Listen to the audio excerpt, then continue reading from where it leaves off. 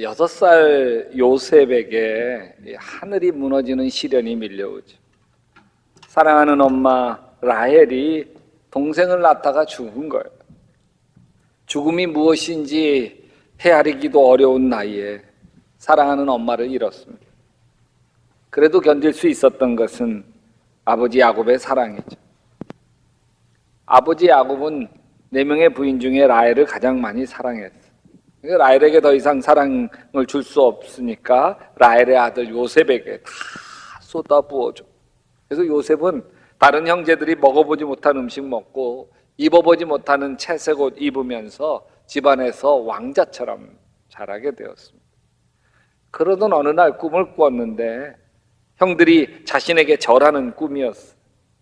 신기해서 형들에게 자랑을 했습니다. 그것이 형들 마음속에 있었던 요셉에 대한 미움과 원망에 불을 붙여버리죠. 도단이라고 하는 땅에서 요셉을 죽이려고 깊은 웅덩이에 집어 던져놓습니다. 혼내는 게 아니죠. 죽이려고 작정한 거예요. 결국 요셉은 꽁꽁 묶인 채 애굽의 노예로 팔려갑니다. 17살, 이제 10대인데 말이죠. 갑자기 이런 시련이 밀려올 때에 노예로 팔려가는 요셉은 무슨 생각했을까요?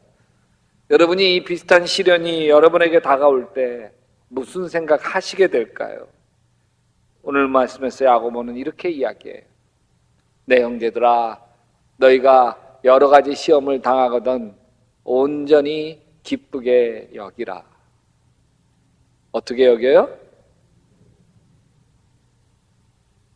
와닿아요? 여러분, 인생에 시련을 당하고 싶은 사람 아무도 없죠. 시련 하나 없이 순조롭게 인생을 마치고 살 수 있는 사람도 아무도 없어요.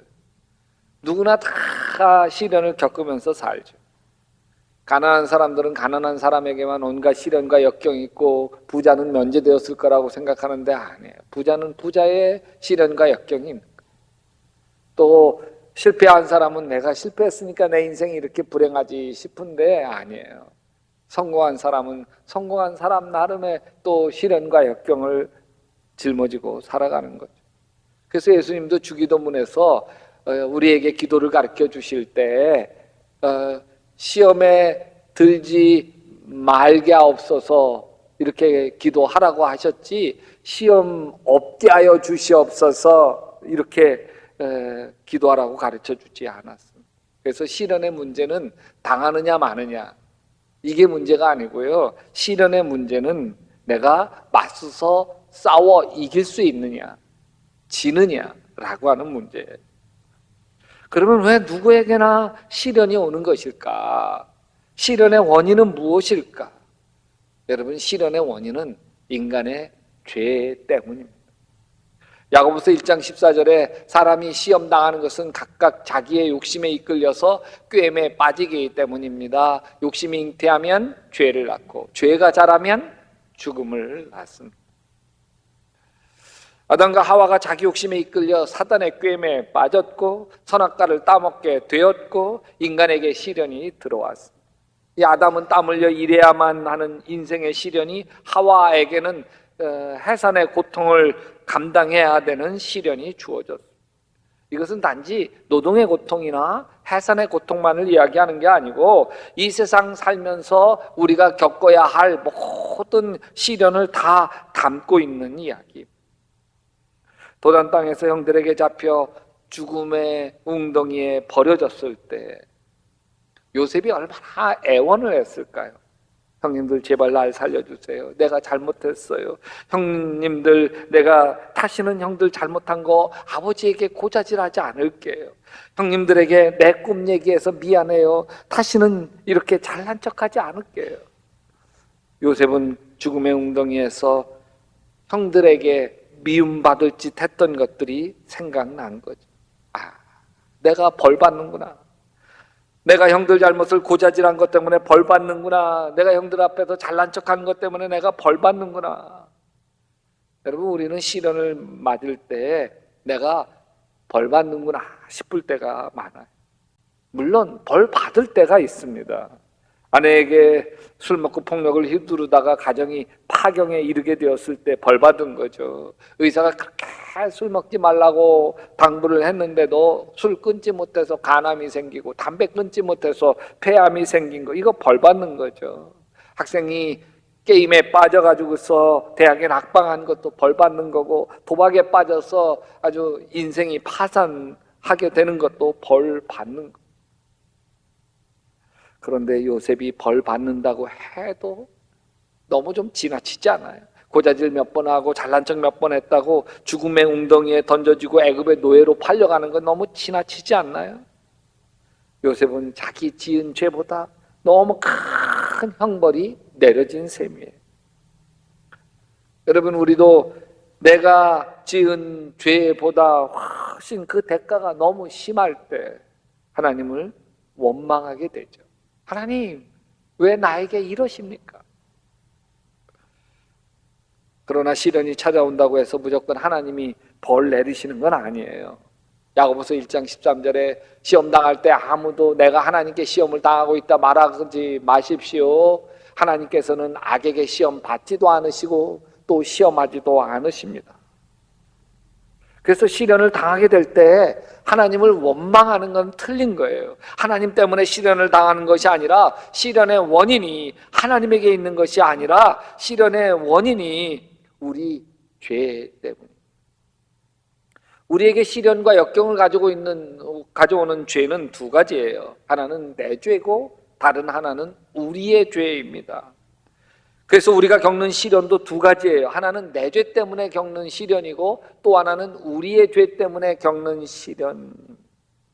요셉이 겪게 된 시련을 보면 요셉 개인의 죄도 있고 가족사에 얽혀있는 죄도 있고 인류가 타락하면서 완악하게 된 원죄까지 다 얽혀있는 것이죠. 물론 시련을 허락하시는 분은 하나님이세요. 그러나 하나님께서 우리에게 시련을 허락하시는 이유는 우리가 죄를 범했기 때문입니다. 그래서 야고보서 1장 14절에 사람이 시험당하는 것은 각각 자기의 욕심에 이끌려 꾀임에 빠지기 때문입니다. 근데요, 여러분, 내 허물과 죄 때문에 하나님의 징계를 받게 되는 것은 감사한 일입니다. 잘못된 길에서 돌이킬 수 있는 기회이기 때문에 그래요. 그래서 히브리서 12장 6절에 주님께서 사랑하시는 사람을 징계하시고 받아들이시는 아들마다 채찍질 하신다. 모든 자녀가 받은 징계를 여러분이 받지 않는다고 하면 여러분 사생아이지 참 자녀가 아닙니다. 근데 여러분, 우리가 겪는 모든 시련은 결국 다 지나갑니다. 저는 어려움이 밀려올 때, 그래서 마음이 불안하고 힘들 때 나 자신에게 이렇게 말, 하나님이 다 지나가게 하실 거예요. This too shall pass away. 예전에 이보다 더 힘겨웠던 일도 많았는데 다 지나가게 하셨잖아. 이것도 하나님이 다 지나가게 하실 거예요. 이 또한 지나가리라. 모든 시련은 끝이 있어요. 우리가 겪는 모든 시련은 결국 다 풀리게 될 것입니다. 그래서 울며 씨를 뿌리러 나가는 자는 반드시 기쁨으로 그 곡식단을 가지고 돌아오리로다. 비록 울며 씨를 뿌려야 하지만 반드시 시련이 지나가는 거예요. 저는 제 어깨에 짊어진 짐이 참 많습니다. 가난한 집 장남으로 태어나서 병든 어머니, 치매 아버지 다 모셔야 했고, 제 동생은 어린 조카 둘을 남겨두고 먼저 하나님 나라로 떠났습니다. 선교사로 나간 여동생, 암 수술 받은 여동생은 오빠인 제 도움과 기도가 많이 필요합니다.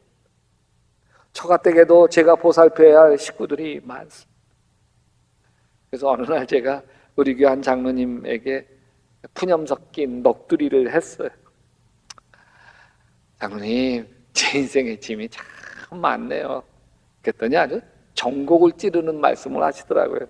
하나님께서요, 목사님이 감당하실 만하니까 다 그 짐 짊어지게 하시는 거예요. 그러시더라고요. 근데 맞더라고요. 맞더라고요. 하나님 아버지께서 제가 짊어진 짐을 다 아시잖아요.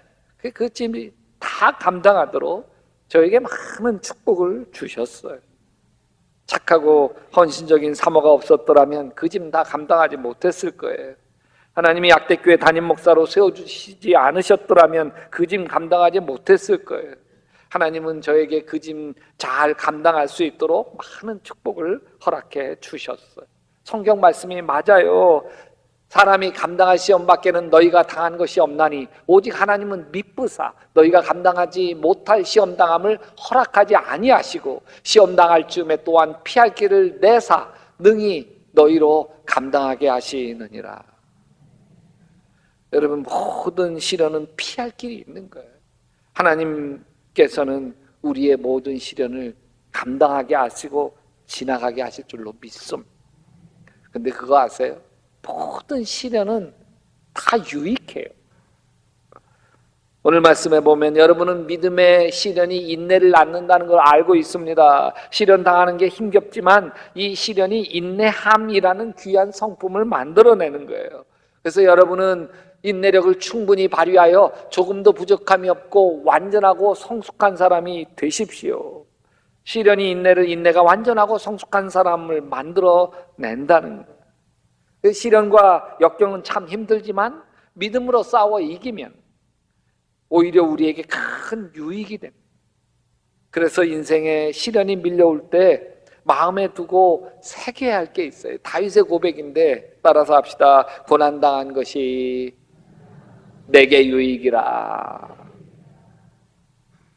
요셉에게 시련과 역경을 허락하신 것에는 하나님의 의도가 있어요. 베드로전서 4장 12절에 보면 사랑하는 자들아 너희를 연단하려고 오는 불시험을 이상한 일 당하는 것 같이 이상히 여기지 마. 우리 인생에 불어닥친 불시험이 있죠. 자녀 때문에 겪게 되는 불시험도 있고 배우자 때문에 겪게 되는 불시험도 있고 질병이나 사고, 사업의 실패 때문에 오는 불시험도 있습니다. 그 모든 불시험은 다 우리를 연단하시려고 오는 불시험이에요. 연단하려고, 단단하게 하려고. 우리가 시련을 당할 때 하나님 아버지에게 매달리게 돼요. 이 고난을 벗어나게 해 주십시오. 매달리게 돼요. 우리의 목적은 이 고난을 벗어나는 거예요. 근데 하나님의 목적이 달라요. 하나님은 우리가 겪는 고난의 환경을 바꾸어 주시기보다 나를 바꿔주시려는 것이 하나님의 목적. 그래서 하나님은 내가 겪는 문제보다 내 안의 문제를 먼저 다루시는 거예요. 물론 하나님은 내가 겪는 문제를 바꾸어 주실 수 있습니다. 그리고 반드시 바꾸어 주십니다. 그러나 먼저 내 안의 문제를 바꾸어 주시는 걸 먼저 하세요. 왜냐하면 이 내 안의 문제가 해결되어지지 않으면 끊임없이 이 내 안의 문제 때문에 넘어지고 실패하고 그 문제가 자꾸 발생하기 때문에 그런 것입니다. 그게 내 성품의 문제든 그게 내 믿음의 문제든. 제 어머니 건강하신 분이었어요. 몸은 왜소하셨지만 건강하셨어요. 제가 어머니 병원에 입원한 걸 한 번도 못 봤어요. 근데 나이가 60이 되셨을 때 걸음걸이가 이상하더니 자주풀썩 주저앉으셨어요. 병원 가서 진단했더니 다발성 신경경화증이라는 불치병. 어머니를 위해서 얼마나 기도 많이 했는지 몰라요. 하나님 우리 엄마 고쳐주세요. 죽은 자도 살리시는 하나님 아버지시잖아요. 사랑하는 제 어머니 고쳐주세요. 아니 하나님이 사랑하시잖아요. 하나님이 너무너무 사랑하시는 딸 하나님 고쳐주세요. 어머니를 위해서 기도할 때마다 눈물을 쏟아내며 매달렸어요. 기도했지만 어머니 상태는 점점 더 악화됐어요. 결국 침대에 누워만 지내셨고 식사도 떠먹여 드려야만 했습니다. 하나님이 야속하기만 했습니다. 하나님이 제 기도를 외면하셨습니다. 그런데 어느 날 새벽 기도하며 어머니를 위해서 기도하는데 한 장면을 떠올려 주셨습니다. 어머니가 우리 5 식구들을 챙겨주는 모습이었습니다. 아버지 시중 다 드시고 사남매 시중 다 드시면서 땀 뻘뻘뻘뻘 흘리시는 어머니 모습이었어요. 아버지에게도 우리 사남매에게도 어머니는 우리들의 종이었습니다. 어머니에게 쉽게 다 짜증을 부리고 이거 해달라 저거 해달라 요구해 왔습니다. 그때마다 어머니는 한 번도 싫은 내색 해보신 적이 없습니다. 그래 알았다. 아 미안해. 엄마가 깜빡했다. 조금만 기다려. 금방 해올게. 그때 하나님의 뜻을 알았습니다. 지금까지 우리가 엄마를 종처럼 부려왔지만 이제 우리가 엄마를 여왕처럼 섬기도록 우리를 훈련하고 계시는 거예요. 하나님은 엄마 문제를 해결하기보다 우리 마음의 문제를 해결하기를 원하셨어요. 어머니에게 군주처럼 군림했던 우리 식구들을 이제 어머니를 여왕처럼 섬기도록 저희를 훈련하신 거예요. 10년 동안 맞죠. 여러분 오랫동안 기도해도 기도 응답이 오지 않을 때 하나님은 환경을 바꾸시기보다 나를 변화시키기를 원하신다고 하는 걸 보아야 합니다. 여러분 내 배우자, 내 자녀, 내 형제 바꾸시기 전에 주님은 먼저 나를 바꾸시는 거예요. 그런 점에서 여러분 시련이 배우게 하는 게 얼마나 많은지 모르겠어요. 시련이 없다면 기도를 배울 수 없었을 거예요. 제가 잠도 오지 않고 불안과 두려운 마음에 시달리며 털덩어리처럼 무거운 게 얹혀 있을 때에, 그래서 기도하지 않으면 견딜 수 없을 때에, 기도하지 않으면 미쳐버릴 것만 같았을 때에, 그때 그 시간이 없었더라면 저는 기도를 배우지 못했을 거예요. 시련이 없었더라면 저는 하나님을 의지할 수도 없었을 거예요. 젊은 시절 저는 뭐든지 자신이 있었습니다. 마음먹은 건 다 해낼 수 있었습니다. 그래서 신혼집 아파트를 하나님께 드리고 개척교회를 시작했습니다. 금방 부흥할 줄 알았습니다. 왜냐하면 개척교회를 시작하게 하시는 하나님의 손길이 눈에 보였기 때문에 그렇습니다. 제가 공장생활을 하다 허리를 다쳐가지고서 7년 동안 허리 때문에 너무 고통스러운 시간을 보냈는데, 개척교회를 준비하면서 기도원에 올라가서 3일 금식 기도하고 나왔어요. 마가의 다락방에서. 그런데 7년 허리병이 깨끗하게 나았어요. 어머니 6월달쯤 교회 창립할 예정이에요. 근데 2월달에 어머니가 연락 오더니, 야, 하나님께서 개척을 너무 기뻐하셔서 그때 태문을 열어주신다고 하시더라고요. 아들 주실 거예요. 그냥 한쪽 귀로 듣고 한쪽 귀로 흘려보냈지만 장님 예배 드리는 때 제 아내가 아이고 추워, 병원 갔더니 애가 들어서서 큰 놈이 태어났습니다. 주님 교회 이름 주십시오. 개척교회 하면서 시작하면서 교회 이름 달라고 매달려 기도했더니 꿈속에서 지금도 선명해. 하늘에 이웃사랑 네온사인으로 써주셨어. 그래서 여보 하나님이 교회 이름 주셨어. 그래서 교회를 했는데 금방 부흥할 줄 알아. 하나님의 살아계신 역사가 너무 눈에 선하게 보여서 아니었어.